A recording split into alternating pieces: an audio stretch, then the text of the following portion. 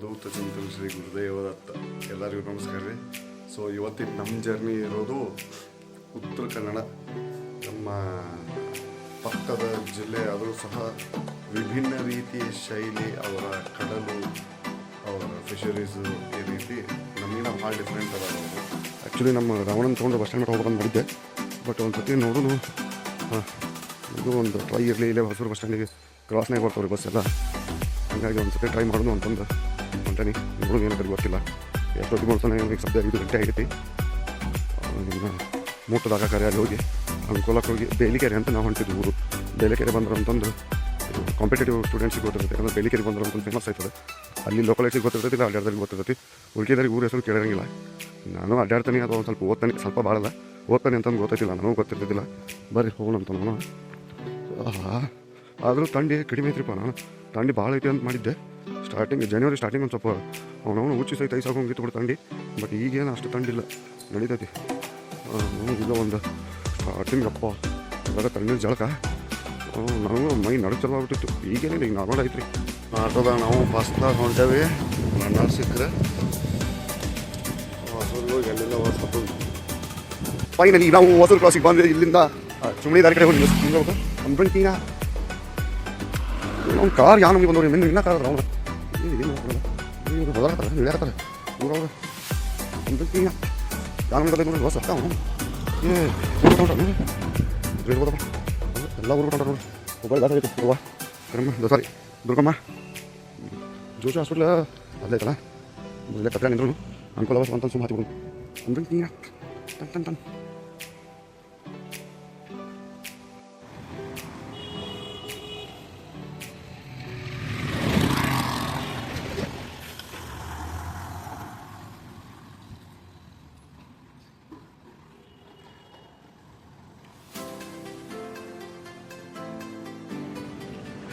ಇನ್ನೂ ಬಸ್ ಬಂದಿಲ್ಲ. ಏನು ಗೊತ್ತಿಲ್ಲ, ನೋಡುವ. ನಿಂತು ಬರೋತಾವ ಯಾವ ಒಂದು ಬಂದ್ರೆ ಸಾಕು. ನಾವು ಬೇಕಾಗಿರೋದು ಒಂದು ಸೀಟ್, ಅದು ಕಿಟಕಿ ಕಡೆ. ಹಾಂ, ಇಲ್ಲಿ ಯಾವ ಬರ್ಲಿಲ್ಲ ರೀ ಬಸ್. ತೆಲಿಕಾಟಿಲ್ಲ ಹೊಸ ಬಸ್ ಸ್ಟ್ಯಾಂಡಿಗೆ ಬಂದೆ. ಇವು ಯಾವ ನಮ್ಮನೆ ತುಂಬ ಐತೆ ನೋಡ್ರಿ ಇಲ್ಲಿ ಬಸ್. ಅದು Karwar bus. So next bus ಕಾಯ್ಬೇಕಿನ್ನ 6:30 ಐತಂತ. ಇನ್ನೊಂದು ಅರ್ಧ ತಾಸು ಏನು ಮಾಡೋಕ್ಕೆ ಬರೋದಿಲ್ಲ. ಮತ್ತು ಈ ನಮ್ಮನೆ ಕರ್ಲಿಲ್ಲ ಅಂತೂ ಹೋಗೋಕ್ಕಾಗೋದಿಲ್ಲ. ಹಾಂ, ಈ ನಮ್ಮನೆ ಕತ್ಲ ಅದಕ್ಕೆ ರೀಪ ನಾವೊಂದು ಔಡ್ ಹೋಗ್ಬೇಕು. ಜಾಂಡ ಎಲ್ಲ ಹಾಳಾತು ನೋಡಿ.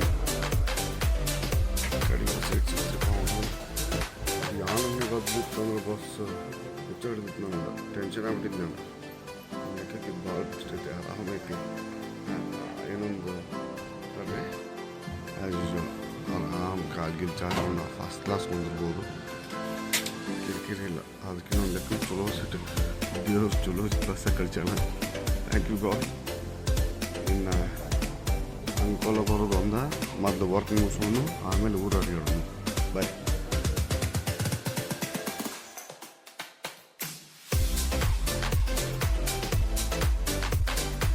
ಯಲ್ಲಾಪುರ ಬಸ್ ಸ್ಟ್ಯಾಂಡಿಗೆ ಬಂದ್ವಿ. ಇಲ್ಲಿ ಪ್ರತಿ ಸತಿ ಬಂದಾಗ ಇಲ್ಲಿ ಹೊರಗೆ ಹೋಗೋಣ ಚಲೋ ಬರ್ತಾನೆ ಮತ್ತೆ ಬರ್ತಾನೆ ಕಡೆ ತಿಂತು. ಹಾಗಾಗಿ ನಾವು ಇಲ್ಲಿ ಬಂದಾಗ ನಿಮ್ಮ ಕಡೆ ತಿನ್ನೋದು ನಾಲ್ಕು ಸ್ವಲ್ಪ ಚಲೋ ಎರಡು ಕೊಡ್ತಾನೆ. ಬರ್ರಿ ನೋಡುವ ಟಿಕೆಟ್ ಮಾಡ್ಯಾರಂತ. ಹಾಂ, ಬಡ್ಡಿ ಗಿಡ್ಡೆ ಚಲೋ ಇರ್ತದೆ ರೀ. ಹೋಗ್ತೀವಿ ಪದ್ಧತಿ ಅಂತ ಅನಿಸ್ತೀವಿ. ಹಾಂ, ಒಂದು ಬೇಸಣ ಒಂದು ಪ್ಲೇಟಿಗೆ ಇಟ್ಕೊಂಡು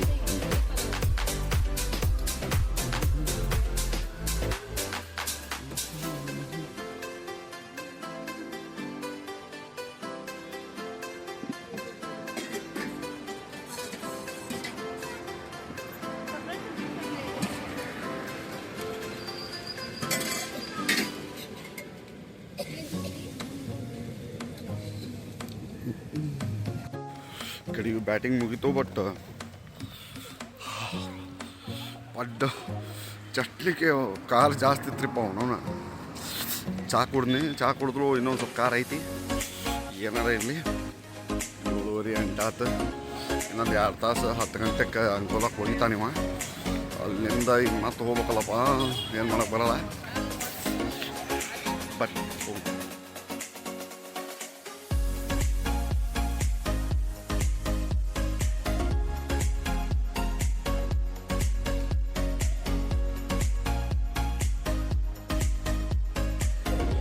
ನೋಡೋಣ ಅಂಕೋಲ ಬಸ್ ಸ್ಟ್ಯಾಂಡಿಗೆ ಬಂದ್ವಿ. ಕಿವಿ ಎರಡು ಇಲ್ಲಿ ಪೋಸ್ಟಲ್ ಸ್ಟೇಷನ್ಗೆ ಬಂದಲ್ಲ, ಕಿವಿ ಎರಡು ಬಂದಂಗೆ ಆಗ್ಬಿಟ್ಟವ್ರಿಪ್ಪ. ಇಲ್ಲಿಗೆ ಸೆಟ್ ಆಗ್ಬೇಕಲ್ಲ. ಸೊ ಈಗ ನಮ್ಮದು ಬೇಲಿಕೆರೆ ಬಸ್ ಇನ್ನೂ ಯಾವ ಇಲ್ಲಿಲ್ಲ. ಅಲ್ಲಿ ಮಟ್ಟ ಏನು ಮಾಡೋಕ್ಕೆ ಬರೋದಿಲ್ಲ, ಇಲ್ಲಿ ಬಸ್ ಇಲ್ಲ ಅಂದ್ರೆ ಹೋಗಕ್ಕೆ ಬರೋದಿಲ್ಲ. ಸ್ವಲ್ಪ ಚಾಪ ಏನಾದ್ರು ಕೊಡ್ದು ಇನ್ನೂ ವಿಚಾರ ಮಾಡಿ ಫಸ್ಟು ಕೆಲಸ ಮುಗಿಸ್ಬೇಕು. ಸೊ ಅಂಕೋಲಿಂದ ಬಸ್ ಹತ್ತೀರಿ ಬೇಲಿಕೆರೆಗೆ. ಈ ಬೇಲಿಕೆರೆ ಒಳಗೆ ಹೋಗಿ ಕೆಲಸ ಮುಗಿಸ್ಬಿಟ್ಟು ಬಿಡಿ ಒಂದು ಭೇಟಿಯಾಗಿ ಕೆಲಸ ಮುಗಿಸ್ಕೊಂಡು ಸಾಯಂಕಾಲ ಅಥವಾ ಅಲ್ಲಿ ನಡುವೆ ಏನಾರ ಚಲೋ ಚಿಕ್ಕ ತೋರ್ಸಕ್ಕೆ ಭೇಟಿಯಾಗಿ ಈ ಗಾಡಿ ಚಂದ ಆಗ್ತೈತಿ. ಹಾಂ ಬರ್ರಿ. ಇನ್ನೇನು ಕೆಲಸ ಮುಗಿಸೋ ಮಟ್ಟ ನಾನು ನಿಮ್ಗೆ ಸಿಗೋದು ಡೌಟ್ ಆಗತ್ತೆ, ಯಾಕಂದ್ರೆ ವರ್ಕ್ ಒಂದು ಸ್ವಲ್ಪ ಹೆಕ್ಟಿಕ್ ಐತಿಪ್ಪ ನಮ್ದು. ಹಾಂ ಮನೆಗೆ ಹೋಗ್ಬೇಕು ನಾವು, ಹಿಂಗಾಗಿ ನೋಡುವ ಏನಾಗ್ತದೆ ಅಂತ.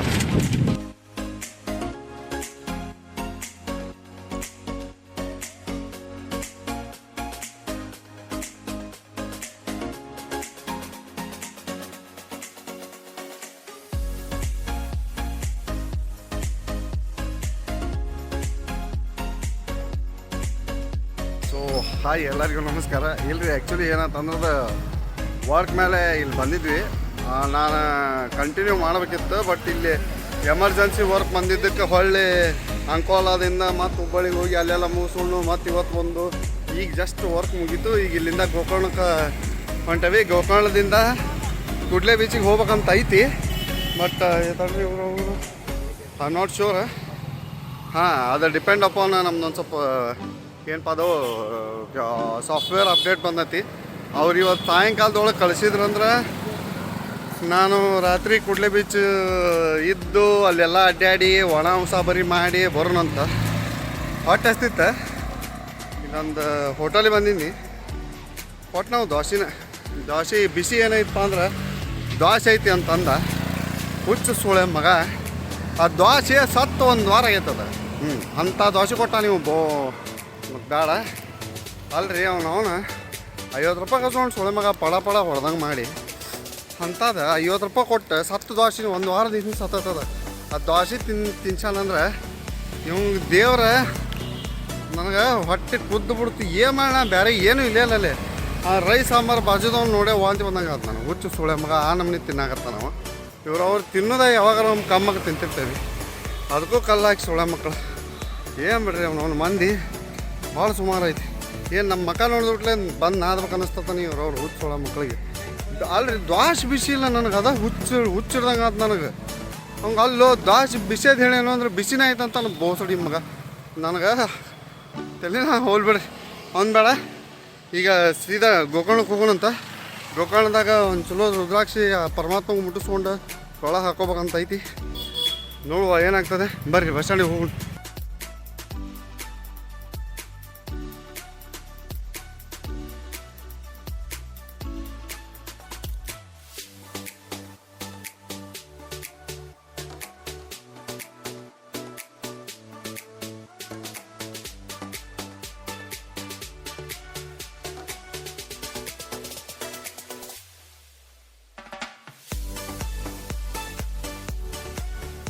ಅಕ್ಕೋ 15ಕ್ಕೆ ಐತೆ ಅಂತ ಬಸ್. ಅಲ್ಲಿ ಮಟ್ಟ ಊಟ ಹೊಡ್ಕೊಂಡು ಇಲ್ಲೇ ಕುಂದ್ರಬೇಕು. ಮತ್ತು ನಮ್ದಾರ ಏನು. ಸೊ ಈಗ ನಾವು ಬಸ್ಸಲ್ಲಿ ಗೋಕರ್ಣಕ್ಕೆ ಹೊಂಟೇವಿ. ಬಸ್ ಐತಿ, ನಮ್ಮ ಪುಣ್ಯ ಒಂದು ಸೀಟ್ ಸಿಕ್ತು. ಸೀಟ್ನಾಗ ಬಿಟ್ಟೇವೆ.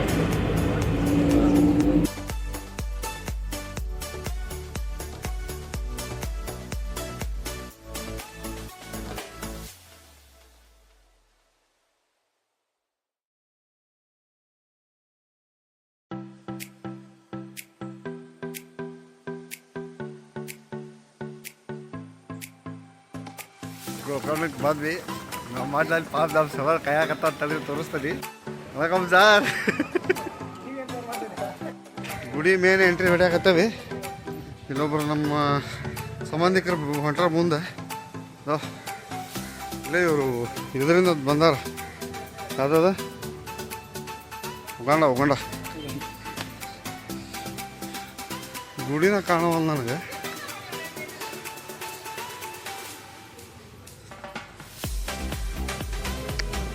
ನಮ್ಮ ಬೀಗರು ಭಾಳ ಮಂದಿ ಅದಾರ ರೀ ಇಲ್ಲಿ. ಎಲ್ಲದ ಫಾರಿನರ್ಸ್ ಎಲ್ಲ ನಮ್ಮ ಬೀಗ್ರಿ ಇವ್ರು. ಇದ ನಾವು ಹೋಗ್ಬೇಕಾಗಿರುವಂಥ ಡೆಸ್ಟಿನೇಷನ್ ಶ್ರೀ ಕ್ಷೇತ್ರ ಗೋಕರ್ಣ ಮಹಾಬಲೇಶ್ವರ ಟೆಂಪಲ್. ಮೊದ್ಲು ದೇಗುಲದ ಮುಂಭಾಗಲು ಇದು ಹಿತ್ಲ ಬಾಗಿಲು ಇದು ಮುಂಚಿನ ಬಾಗಿಲು ಮುಂದೈತಿ.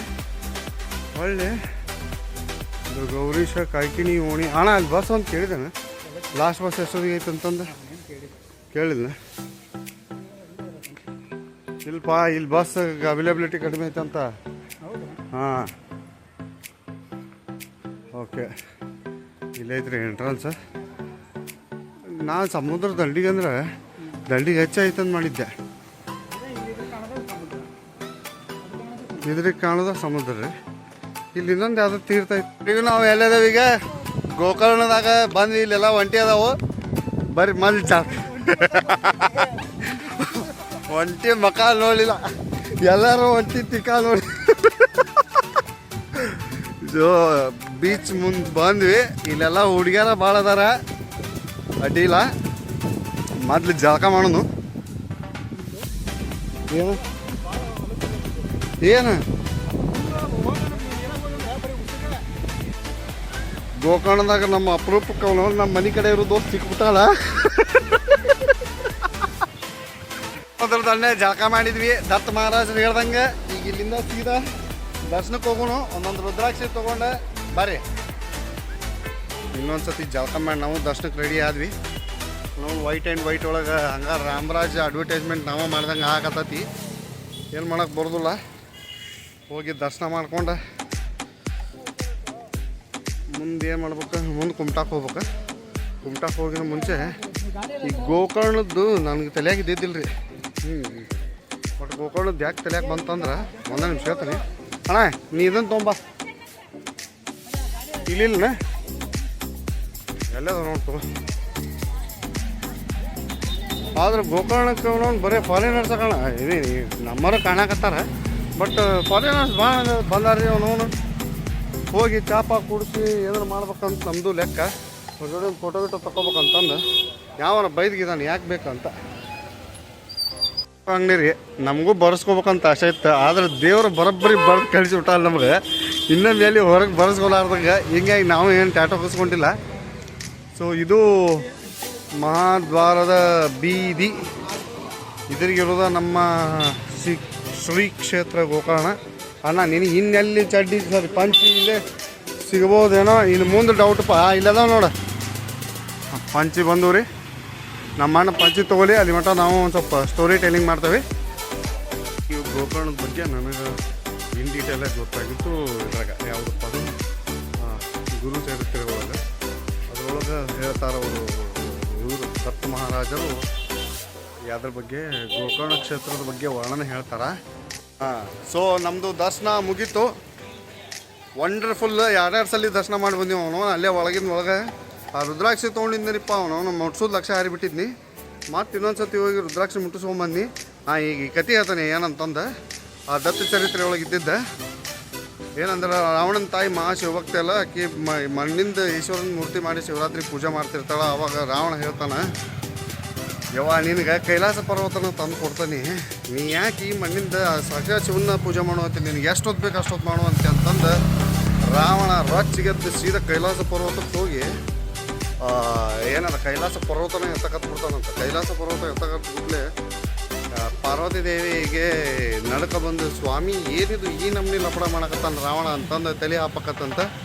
ಅವಾಗ ಅವ್ನು ಎಷ್ಟು ಎತ್ತಿದ್ರು ಅದು ಅಳ್ಗ್ಯಾಡುವುದಿಲ್ಲಂತ. ಆ ನಮ್ನಿ ಹೊಳ್ಳಿ ವಾಪಸ್ ಓವರ್ಲೋಡ್ ಬೀಳಕತ್ಬಿಡ್ತಂತ. ಅಂದಮೇಲೆ ಅವ ಏನಪ್ಪ ಇದು ಪರಮಾತ್ಮನ ಅಂದಮೇಲೆ ಕಣ್ಣ ತೆಗಿವಲ್ಲ ಶಿವಪ್ಪ ಅಂತೇಳಿ ತಲೆ ಕೆಟ್ಟ, ನಾನು ನಿನ್ನಿಷ್ಟು ದೊಡ್ಡ ಭಕ್ತ, ನೀ ಇದನ್ನಾದರೂ ಇದು ಮಾಡಲಿಲ್ಲ ನನಗೆ ಅಂತಂದು ಅವನು 10 ಚೆಂಡೊಳಗೆ ಒಂದು ಚೆಂಡನ್ನು ಕತ್ತರಿಸಿ ಆ ನರಗಳಿಂದ ವೀಣೆ ಮಾಡಿ ಸುಮಧುರ ಸುಲಲಿತ ಸರಾಗವಾಗಿ ಪರಮಾತ್ಮನ ನಾಮೋಚ್ಚಾರಣೆ ಮಾಡೋದು ಹಾಡು ಹಾಡ್ಕೊತ ಕೂತ್ಬಿಡ್ತಾನಂತ.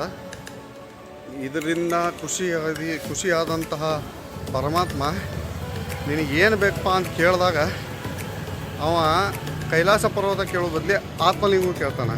ಪರಮಾತ್ಮ ತಗೋ ಕೊಟ್ಟೆ ಅಂತಂದು ತಥಾಸ್ತು ಅಂದ್ಬಿಡ್ತಾನೆ. ಅಲ್ಲೇ ಆಗೋದ್ರಿ ಲಪಡ. ಅದನ್ನು ಏನಾಗ್ಬಿಡ್ತೈತಿ, ಪ್ಲ್ಯಾನಿಂಗ್ ಮಾಸ್ಟರ್ ನಾರದರಿಗೆ ಗೊತ್ತಾಗ್ಬಿಡ್ತೈತೆ ಅದು. ಅವಾಗ ಅವ್ರು ಬಂದು ಯಾಕ್ರಿ ಶಿವಪ್ಪರ ಹಿಂಗೆ ಯಾಕೆ ಮಾಡಿದ್ರಿ ಅಂತ ಕೇಳ್ತಾರೆ. ಕತೆ ಒಂದು 5 ನಿಮಿಷ ಬಿಟ್ಟು ಮುಂದುವರ್ಸ್ತಾನೆ. ಇಲ್ಲಿ ಮಹಾಗಣಪತಿ ಟೆಂಪಲಿಗೆ ಬಂದಾನೆ. ಹಾಂ, ಅಲ್ಲಿ ನಮಸ್ಕಾರ ಮಾಡಿ ಕತೆ ಮುಂದುವರ್ಸೋದು. ಕತೆ ಮುಂದುವರ್ಸುನು. ನೆಕ್ಸ್ಟ್ ಏನಾಕತ್ತೆ ಅಂತಂದ್ರೆ ಇದನ್ನು ನಾರದ ಹೋಗಿ ಶಿವಪ್ಪ ಹೇಳ್ತಾನೆ, ಹಿಂಗೆ ಯಾಕೆ ಮಾಡಿಬಿಟ್ಟಿಪ್ಪ ನೀನು. ಕೇಳೋಣ ಅಂತಂದು ಬಾ ತಡೆಯೋಣ ಬರ್ತಾನಂತ. ಹಿಂಗೆ ಯಾಕೆ ಮಾಡಿಬಿಟ್ಟಿಪ್ಪ ನೀನು ಪರಮಾತ್ಮ ಅಂತಂದು ಕೇಳಿದ್ರಿ. ಇಲ್ಲ ಅವ ಯಾ ನಮ್ಮನೆ ಹಾಡು ಆಡಕತ್ತಿದ್ನಂದ್ರೆ ಕಂಗಾಲ ಆಗ್ಬಿಟ್ಟು ನಾ ಏನು ಮಾಡತ್ತಾನ ಅನ್ನೋದಲ್ಲ ಕರೀತಿದ್ದಿಲ್ಲ ನನಗೆ. ಏನು ಮಾಡ್ಬೇಕಾತೀಗ ಅಂತ ಕೇಳಿದಾಗ ಬ್ರಹ್ಮನ್ ಹೋಗಿ ಭೇಟಿ ಆಗೋನು ಅಂತ ಹೇಳ್ತಾರೆ. ಬ್ರಹ್ಮನ್ ಹೋಗಿ ಭೇಟಿ ಆದಾಗ ಏನು ಮಾಡ್ತಾರೆ, ಬ್ರಹ್ಮ ಕೇಳಿದಾಗ ಇದು ನನ್ನ ಕಡೆ ಆಗಲಾರ್ದಂಥ ಕೆಲಸ ವಿಷ್ಣುನ ಹೋಗಿ ಕೇಳೋನು ಎಲ್ಲರೂ ಅಂತಂದು ವಿಷ್ಣು ಪರಮಾತ್ಮನ ಕಡೆ ಹೋಗಿ ಕೇಳಿದಾಗ ಹಿಂಗೆ ಮಾಡಿಬಿಟ್ಟಾರ್ರಿ ಶಿವಪ್ಪ ಅನ್ನೋಟ್ಲೆ ಅವರು ಬಂದು ಬೈತಾರಂತ. ಶಿವಪ್ಪ ಹಂಗಲ್ಪ ಪರಮಾತ್ಮ ಹೆಂಗೆ ಮಾಡಿದ್ದೀನಿ ಏನು ತಾನ ಈಗ ಮುಂದೆ ಹೆಂಗೆ ಅಂತಂದು. ಅವಾಗ ಎಲ್ಲರೂ ಕೂಡಿ ಒಂದು ನಿರ್ಧಾರಕ್ಕೆ ಬಂದು ಏನು ಮಾಡ್ತಾರೆ, ನಾರದ ಹೇಳ್ತಾರೆ, ನಾರದ ನೀ ಹೋಗಿ ಅವನು ಮಾತಾಡ್ಸ್ಕೊಂತ ಟೈಮ್ ಪಾಸ್ ಮಾಡಬೇಕು. ಅಷ್ಟೊತ್ತೊಳಗೆ ವಿಷ್ಣು ಏನು ಮಾಡ್ತಾನೆ, ಸಂಜೆ ಮಾಡಿಬಿಡ್ತಾನೆ. ಸಂಜೆ ಮಾಡಿದರೆ ರಾವಣನಂಥ ದೊಡ್ಡ ಬ್ರಾಹ್ಮಣ ಯಾರೂ ಇಲ್ಲ, ಅವ ಅರ್ಘ್ಯ ಕೊಡಲೇಬೇಕು. ಸಂಧ್ಯಾವಂದನೆ ಅರ್ಘ್ಯ ಅಂತ ನೋಡಿ, ಸಂಧ್ಯಾವಂದನೆಯನ್ನು ಕೊಡಲೇಬೇಕು. ಹಾಗಾಗಿ ಅವನು ಸಂಧ್ಯಾವಂದನೆ ಕೊಡೋ ನೆಪದಾಗ ಹೋದ್ನಂದ್ರೆ ಗಣಪನ ಅಲ್ಲಿ ಕಳಿಸ್ತೇವೆ. ಗಣಪನ ಕಳಿಸಿದ ಮೇಲೆ ಅವರು ಅಲ್ಲಿ ಪ್ಲ್ಯಾನ್ ಮಾಡಿ ಅದು ಅವ್ರು ಯಾರು ನಿಂತ ಸ್ಥಳದಾಗ ಅಲ್ಲೇ ಅದನ್ನು ಇನ್ನೊಂದು ಶಿವಪ್ಪ ವಾರ್ನಿಂಗು ಕೊಟ್ಟಿರ್ತಾನೆ. ಏನಂದ್ರೆ ನೀ ಇದನ್ನು ಎಲ್ಲರ ನೀವು ಊರಿಗೆ ಹೋಗಿ ನೀ ಎಲ್ಲಿ ಇರ್ತೀವಿ ಅಲ್ಲೇ ಸ್ಥಾಪನೆ ಆಕತ್ತದು, ಏನು ಮಾಡಿದ್ರು ಬರೋಂಗಿಲ್ಲ ಅಂತಂದು ಅದನ್ನೊಂದು ಮರ್ತಿದ್ದು ನಾನು. ಈಗ ಅದನ್ನೊಂದು ಸ್ವಲ್ಪ ನೀವೇ ಆ್ಯಡ್ ಮಾಡ್ಕೊಂಬಿಡ್ರಿ. ಅದಾದಮೇಲೆ ಅಂತಂದು ನಾರದನ್ನು ರೂಟಿಗೆ ಕಳಿಸ್ತಾರೆ. ಆಲ್ರೆಡಿ ಸಂಜೆಗೆ ಆಗೋಂಗು ಪ್ಲ್ಯಾನ್ ಮಾಡಿರ್ತಾರೆ. ಅದನ್ನು ಮಾಡಿದ್ಲೇ ನೆಕ್ಸ್ಟ್ ಏನಕ್ಕತಿ ಇಲ್ಲಿ ಗಣಪನ ಒಪ್ಸಕ್ಕೆ ಬರ್ತಾನೆ ನಾರದ ಬಂದು ಹಿಂಗಿಂಗಪ್ಪ ಅಂತಂದು, ಇಲ್ಲಪ್ಪ ನನಗೆ ಆಗಂಗಿಲ್ಲ, ನನಗೆ ಆಗಲೆಲ್ಲ ತಿಂತಾನೆ, ನಾನು ತಿನ್ನೋದು ಉಣ್ಣೋದು ಭಾಳ ಇರ್ತದೆ ನಾನು ಅಂತಂದು. ಇಲ್ಲ ಹಂಗೆ ಮಾಡಬೇಡಪ್ಪ, ನಿಂಗೇನು ಬೇಕೆಲ್ಲ ಕೊಡಿಸ್ತೈತಿ, ಈ ಕೆಲಸ ನಿನ್ನಿಂದ ಆಗಬೇಕು, ನೀನೇ ಮಾಡ್ಬೇಕು ಅಂತ ಹೇಳ್ತಾರೆ. ಅವ ಒಬ್ಬ ಬಡ ಬ್ರಾಹ್ಮಣನ ವೇಷದೊಳಗೆ ಬರ್ತಾರೆ, ಬಪ್ಪಾಜಿ ಬರ್ತಾರೆ. ಸೊ ಇವ್ರು ಆಕಾಶದಾಗ ಮಾರ್ಗ ಬಿದ್ದು ಬಂಗು ಅಂತ ಹೊಂಟಿರ್ತಾನೆ ರಾವಣ. ಆದ್ಮೇಲೆ ಹಿಂಗೆ ತೊಗೊಂಡು ನಡು ಮಧ್ಯೆ ಒಮ್ಮಕ್ಲೆ ಬಂದವನ ನಾರದ ಟ್ಯಾಂಟಡಾನ್ ಅಂತ ಬಂದವನ. ಏನು ರೀ ಇದು ಸಾವ್ಕಾರ ಎಲ್ಲಿ ಹೊಂಟ್ರಿ ಅಂತ ರಾವಣ ಕೇಳಿದ್ಲೆ. ಹಿಂಗೆ ಆತ್ಮಲಿಂಗ ತೊಗೊಂಡು ಹೊಂಟಾನೆ. ಭಾಳ ಚಲೋ ಮಾಡಿದ್ದು ನೀನು, ಒಳ್ಳೇದಾಕೈತಿ ಮಾಡಿ ಒಳ್ಳೇದು ಮಾಡಿ ಅಂತಂದು ಹೇಳ್ಕೋ ಅಂತ ಆಲ್ರೆಡಿ ಸಂಜೆಗೆ ಆಗೋ ವಿಷ್ಣು ಪ್ಲ್ಯಾನ್ ಮಾಡಿಬಿಟ್ಟಿರ್ತಾರೆ ವಿಷ್ಣು ಸಾಹೇಬ್ರು. ಅದನ್ನು ನೋಡಿದ್ರೆ ಅಲ್ಲ ಮತ್ತು ಸಂಧ್ಯಾವಂದನೆ ಮಾಡೋದು ಏನಪ್ಪ ಮತ್ತು ಅಡುಗೆ ತಡಿಯೋಣ ಅವ್ನು ಬರ್ತಾನಂತ ತಡಿ, ಇಲ್ಲ ಎಲ್ಲರೂ ಕುಂದ್ರು ಬಾ. ಸಂಧ್ಯಾವಂದನೆ ನಮ್ಮ ದೋಸ್ತ್ ಬರ್ತಾನಂತ. ಸಂಧ್ಯಾವಂದನೆ ಮಾಡೋದು ಏನಪ್ಪ ಅಂತಂದು ಕೇಳಿದ್ಬಿಟ್ಲೆ ಹೌದಲ್ಲ ಅಂತ ಲಕ್ಷ ಹಾರಿ ಅವ ಈಗ ಇದನ್ನ ಯಾರ್ದಾರ ಕೈಯಾಗಿ ಕೊಡ್ಬೇಕಲ್ಲ ಅಂತ ವಿಚಾರ ಮಾಡ್ಬೇಕಾದ್ರೆ ಬಪ್ಪಾಜಿ ಅಲ್ಲಿ ಕರೆಕ್ಟ್ ಬರ್ತಾರೆ.